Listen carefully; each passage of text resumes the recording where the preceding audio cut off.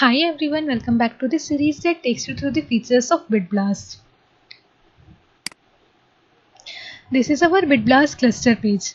BitBlast Clusters page is designed to provide a comprehensive view of your project clusters or databases. In this page, you can easily access the total number of clusters, giving you an immediate understanding of your project infrastructure. Scale apart is its all project drop-down feature.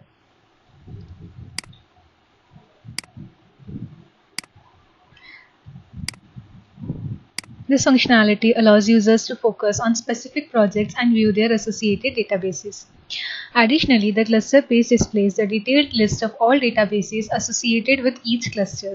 This list includes essential information such as database ID and name, database type and version, storage provider, provider name, its creation time and updation time.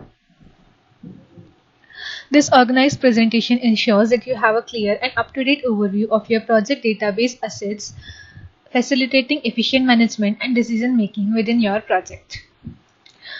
BitBlast simplifies the process of creating a new database or cluster with the convenience of Create New Cluster button.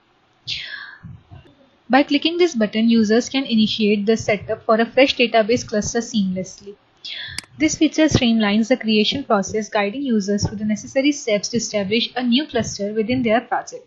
Whether it's for expanding projects, accommodating additional data, or organizing information more efficiently, the Create New Cluster button is your gateway to a straightforward and user-friendly database creation experience in BitBlast.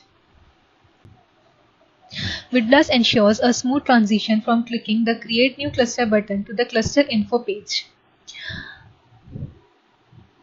In this page, users can seamlessly proceed by selecting the cluster type and providers.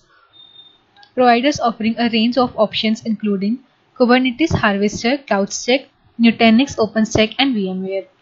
For now, I am selecting CloudStack. Once the desired configurations are chosen, clicking the Next button initiates the process, guiding users through the subsequent steps for creating a new cluster. After clicking the Next button, users are redirected to the DB configuration page. Here, they encounter the option to choose a compute resource such as medium or small.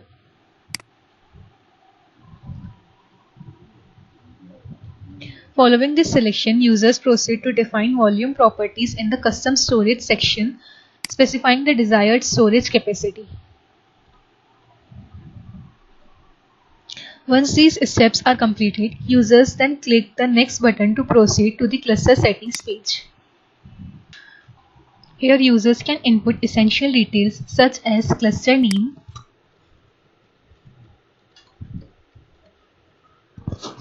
Postgres username,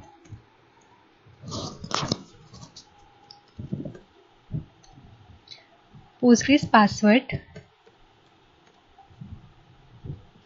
database version, and select the storage provider. After filling in the necessary information, users can view all cluster details in the cluster summary section, including cluster type, cluster nodes, providers, Postgres type, instance type, volume properties, and networking. Now clicking the Create New Cluster button. After clicking the Create Cluster button, BitBlast displays the progress status of the database creation process. Users can track the process as the system sets up the database infrastructure. Here, users may need to wait for the progress to complete, which typically takes 5 to 6 minutes. During this time, the system is actively processing the requested operation.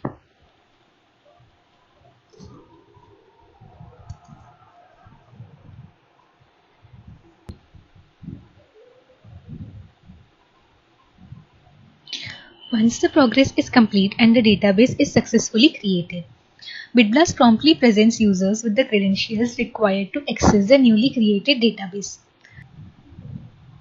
You can view the credentials using this View button. This includes essential information such as database name, database user, password, and any other relevant details needed for database access. With this streamlined process, BitBlast ensures users are promptly equipped with the necessary credentials to begin utilizing their newly created databases. Thanks for joining us today. Stay tuned for more informative BitBlast videos.